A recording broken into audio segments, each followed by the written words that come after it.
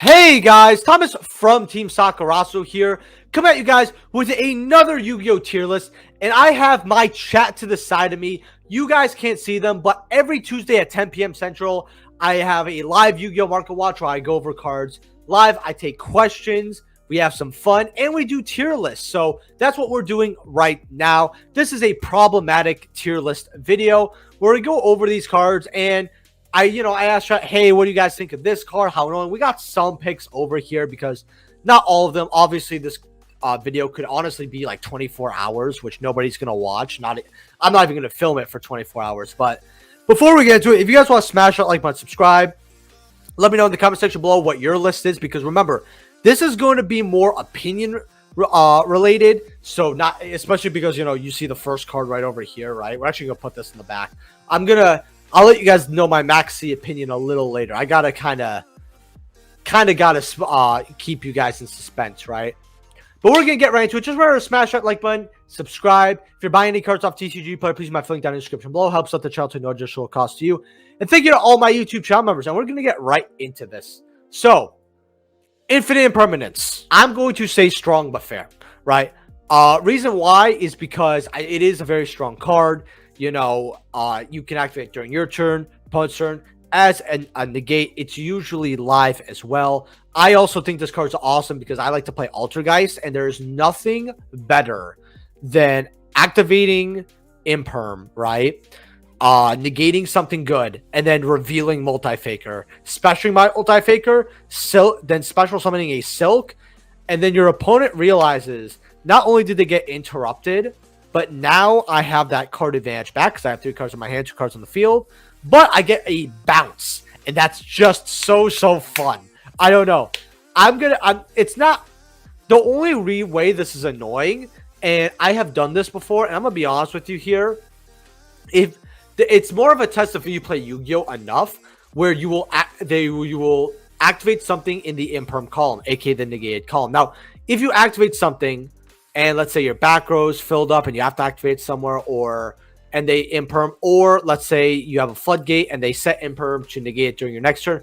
I'm cool with that counterplay, but there's some of us that are just not smart, and we'll see you flip imperm, right? In, like, say the 5th column to the right?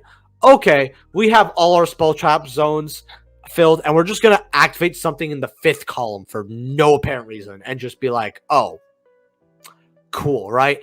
And if you don't play locals enough, it's more of a you don't play Yu-Gi-Oh a lot, so you're just not used to it type of thing, and that will put you behind. That's the only way this is annoying. M-Pen, annoying. It's just annoying. It's just really annoying here.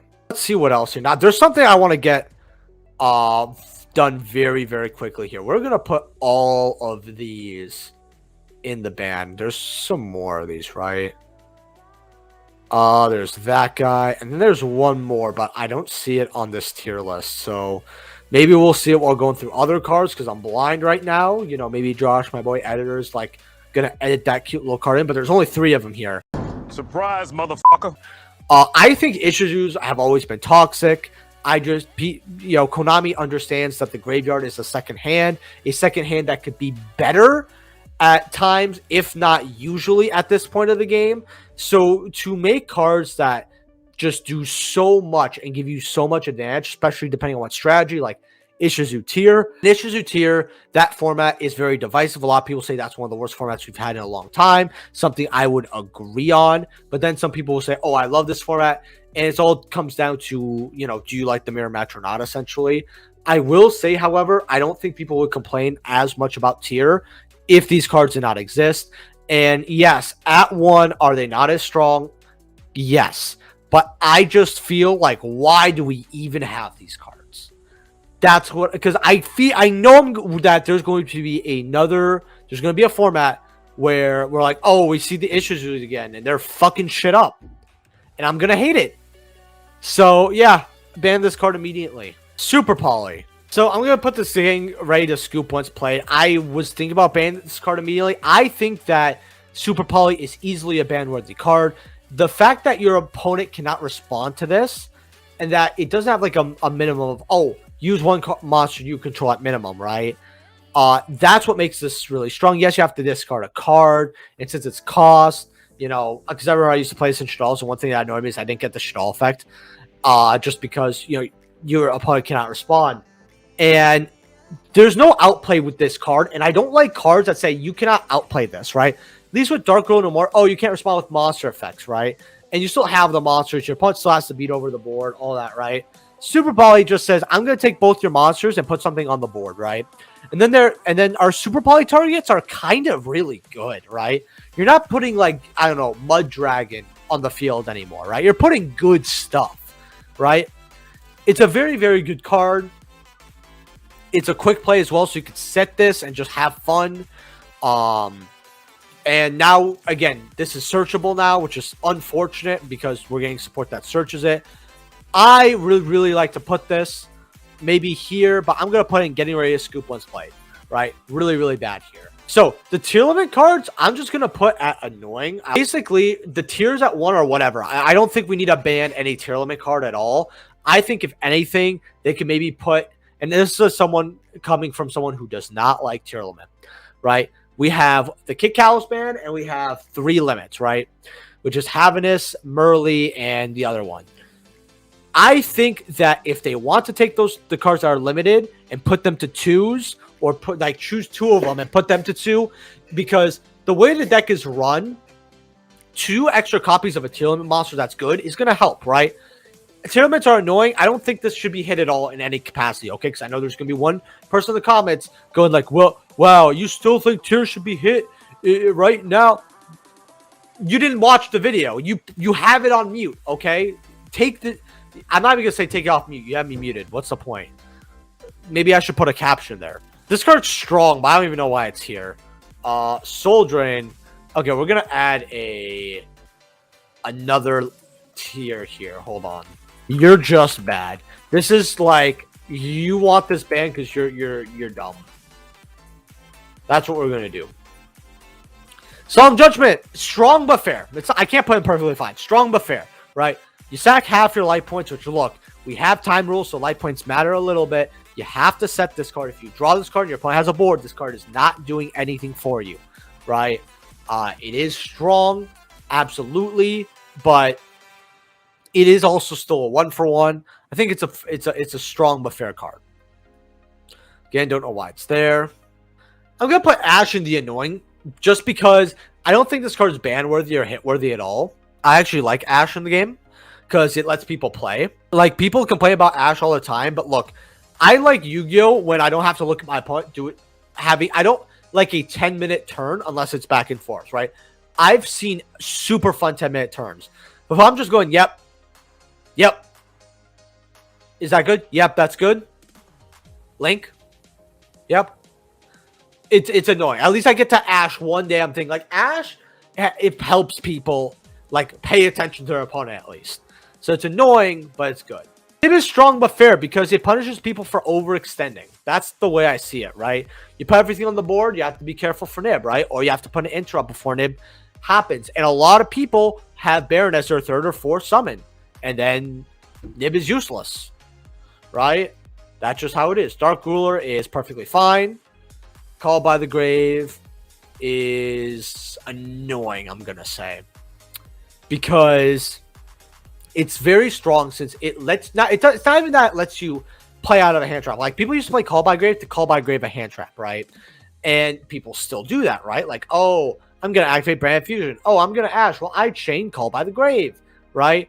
And that's why it was really good. But Call by the Grave is such a good card because it literally is a negate. It is a Omni negate for anything that hits the grave and activates in the grave, right? If you really think about it, because when you banish something, the effects can't activate until the end of your turn. Something like that. This is just annoying. In fact, we'll put this at the top, by the way. Now, the Bystials, I'm going to be honest with you here.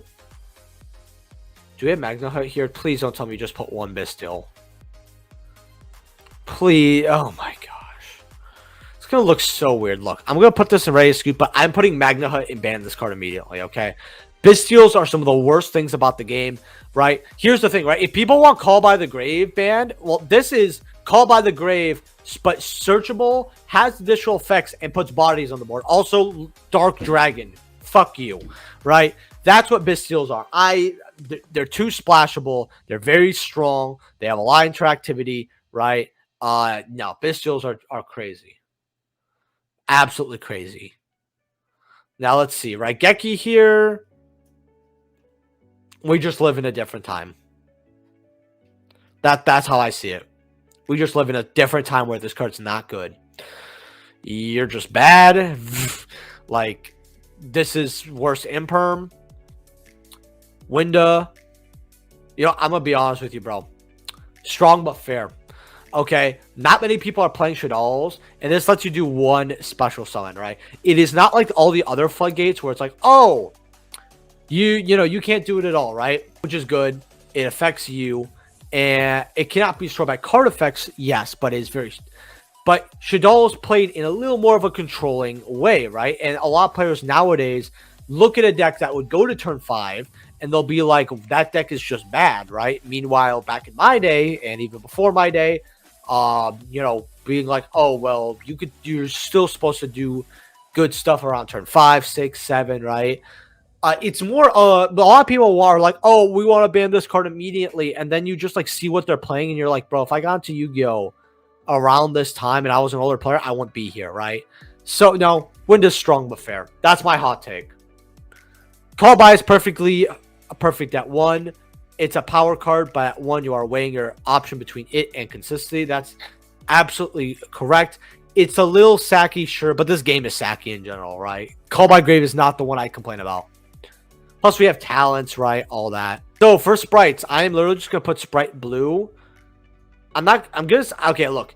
I just think with Sprite, I can't really put this in a ban thing, but I feel like they're going to limit Sprite Blue. Sprite's a very strong deck. Is it meta relevant right now? No, but I still think it's really good. And I think a big problem is that we have Kastura in the format. With Kastura in the format, a lot of decks that would be good or better than they are right now just really aren't. And a lot of people also got tired of Sprite. Like, I still see Sprite players winning against tier 1 decks, like, all the time, right? Deck is very good. But I think I want them to get a hit. I don't think they're worthy of a ban, besides what is banned already. Verte. Yeah, quick access to a fusion is just idiotic. Maxx C. So the thing about Maxx C, to be honest with you, on how problematic it is, again, I know it says ban this card immediately, so we're gonna see / problematic card. Boom. Okay. The thing about Maxx C and why I don't really like it is that if you put it to, like, let's say 3, right? Well, you know what everyone has to run automatically? 1 called by and 3 crossout, right? You cannot let your opponent activate Maxx C. And everyone's gonna also run Maxx C. Our decks are now 33 cards instead of 40, right? Meaning that a roughly, and look, the percentage is off the top of my head, so be wary of me. About 10% of your deck is now, well, 10%. That's, yeah, like 12, 13% of your deck is now these 7 cards no matter what. I don't really like that. Maxx C Challenge is fun. You know, this card wasn't as bad. It's so weird saying this, but this card was not as bad when we had it legal in, like, 2012. I don't know how to really describe it either. Hey, Mr. Blanks. Red Reboot needs to come back to 1. I thought it was a really dumb ban. I was really stupid. Are all the issues with cards from when they were popular? I just think that they're going to reign as Supreme again. That ass looks fat. I mean, if this goes off, I mean, if this pops off, your opponent pops off. Don't know. This isn't even a popular Super Poly target, so I'm not even gonna. So, I'm gonna put this here, because when you get Skill Drain flipped on you, you really do feel like you're about to get ready to scoop. Right? Like, I read this, and usually I would put this as annoying, but I read this, and I'm like, this actually is the perfect way to describe Skill Drain, right? If you do not have the out or you do not draw the out, you're screwed. And look, even if you have back row hate, like I have droplets and a duster in the side deck, right?